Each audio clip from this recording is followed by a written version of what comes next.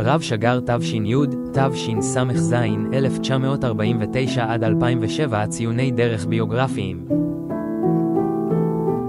ילדותו המוקדמת עברה עליו בירושלים, בשכונת תל ארזה וברחוב שבטי ישראל.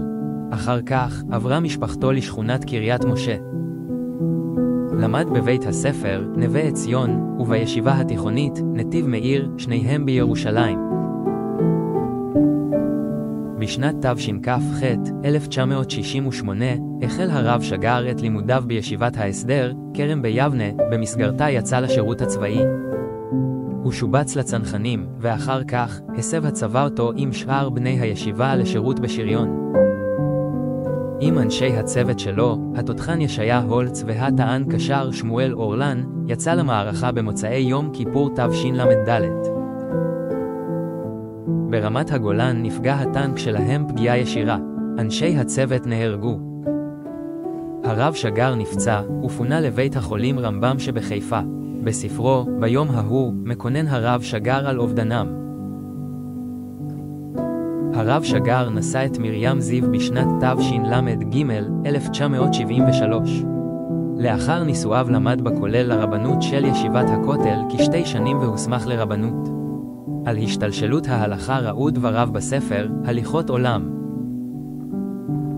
שנת תשל"ה, 1975, מונה הרב שגר לרם בישיבת הכותל. שם החל לפתח את שיטתו המיוחדת בהוראת הגמרא. על השיטה, מניין צמחה, ולאן היא חותרת ראו בספרו, בתורתו יהגה. בשנת תשמ"ב, 1982, נשא בתואר ראש ישיבת הכותל, בעת שראש הישיבה הרב הדרי יצא לשנת שבתון. בישיבת הכותל התגבשה סביב הרב שגר קבוצת תלמידים נאמנה, שנשבתה בקסם הכנות שהציב כמטרה, ובתוכן הייחודי של דרשותיו. דרשותיו בישיבה ניתנו בשבתות ולקראת חגים ומועדים. מקצתן קובצו בספריו על החגים. זיכרון ליום ראשון, לראש השנה, על כפות המנעול, ליום כיפור, ביצל האמונה, לסוכות. להאיר את הפתחים, לחנוכה, פור הוא הגורל, לפורים. זמן של חירות, לפסח, ביום ההוא, למועדי אייר. הרב שגר לקח חלק בחתונות תלמידיו, ולבקשת אלה שהשמחה הייתה במעונם, נהג לשאת דרשה לכבוד המאורע. חלק מהדרשות נאספו וראו אור בספרו, רעים אהובים. ברית היא מילת מפתח בהגותו. היא מופיעה בספר, זאת בריתי, ובספר, בריתי שלום, בקשר לעם ישראל ולארץ ישראל. בשנת תשמ"ה, 1985, החל הרב שגר להורות במסגרת בית המדרש, שפע, שקיבל את שמו מראשי התיבות של השלושה שעמדו בראשו, שגר, פרומן והדין, הרב שטיינזלץ. מסגרת זו הייתה התחלה לשיתוף הפעולה שלהם בישיבת מקור חיים, שהחלה את דרכה כישיבה גבוהה בשכונת מקור חיים בירושלים.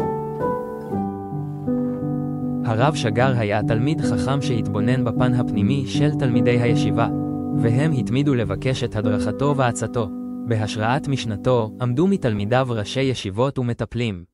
על התייחסותו לרבדיה של הנפש ניתן לעמוד באמצעות שיעוריו בספרי החסידות. הספר שיעורים על ליקוטי מוהר"ן, חלקים א' וב', הספר שיעורים בספר התניא. בחודש אלול תשנ"ו, 1996, הקים את ישיבת שיח, ועמד בראשה יחד עם חברו הרב יאיר דרייפוס.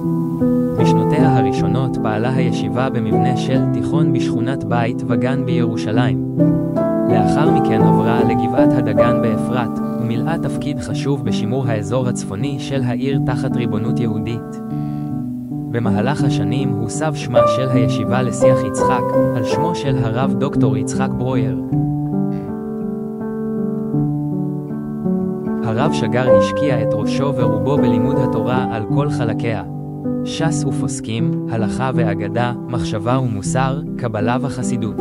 מלבד זאת, היה לימודו מפולש גם למרחבים של דעת וחכמה, פילוסופיה, מחקר תלמודי, ספרות עברית וכללית.